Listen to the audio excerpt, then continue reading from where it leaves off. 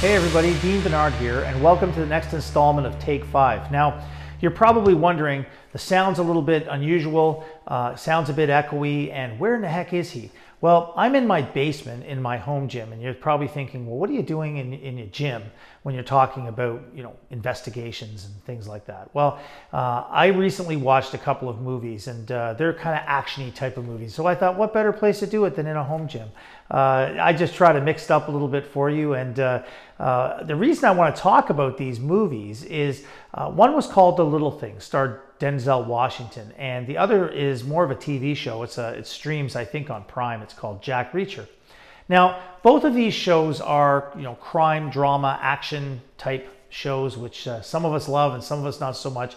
And anybody who knows me will know that I've said, listen, don't pay a lot of attention to the stuff they do in these crime shows, because a lot of it's very much fictitious, and you can't really, take as believable some of the things that are portrayed in these shows. And I stick to that. But there's just a little detail that's covered off in these two shows that I thought, they are important. And one is the little things. The little things are important.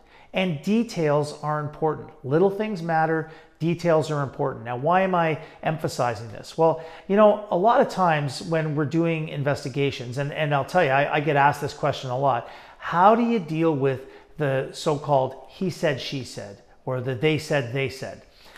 This is something that I get asked a lot. And I always say that, there's many ways to get at it, but one of the most important things you need to do when you're dealing with these kinds of issues is you need to assess credibility.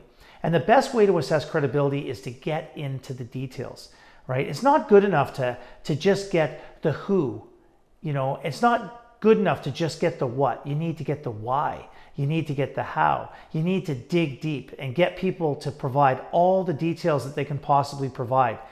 By getting into the details, it causes people to really examine what happened, to share with you the things that will allow you to assess credibility. And when you get into the details, whether the person can share them competently or not, it's that type of information, when compared to the rest of your evidence, that really helps you. It goes a long way to helping you spot where a statement might lack a certain amount of reliability, right? The other thing is, sometimes we have cases where camps have formed.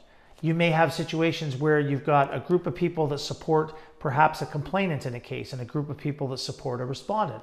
And sometimes, and I've had this happen in cases, some of these people will, they will want to support the individual that they care most about. And that means that sometimes there's been some conversations, right? A little bit of coaching, a little bit of rehearsing, collaborating on statements. And when you get into the details, it becomes very difficult for these individuals to sort of come across as credible and reliable, because what happens is oftentimes their statements are just too similar.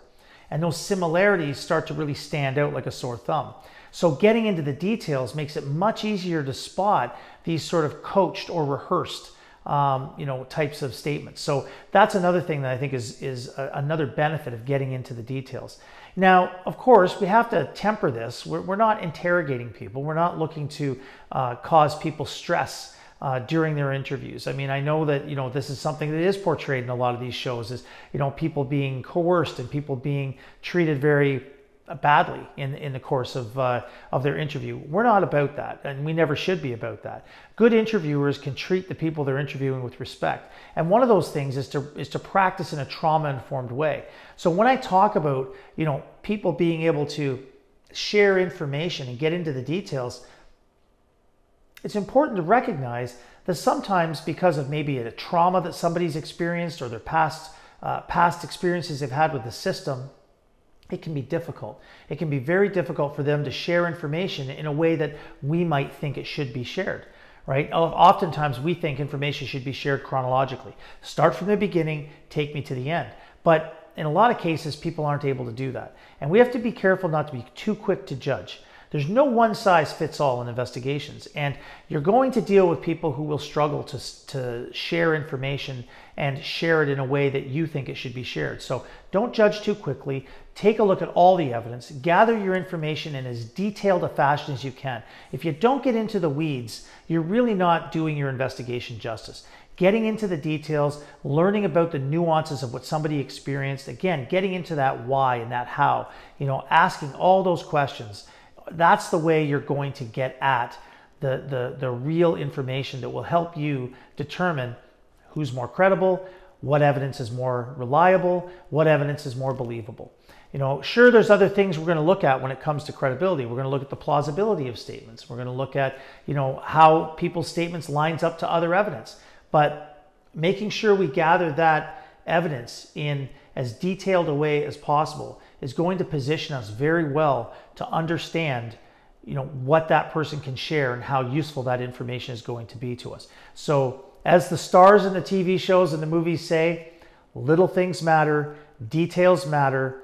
Take care of the little things, and we'll see you next time on Take 5.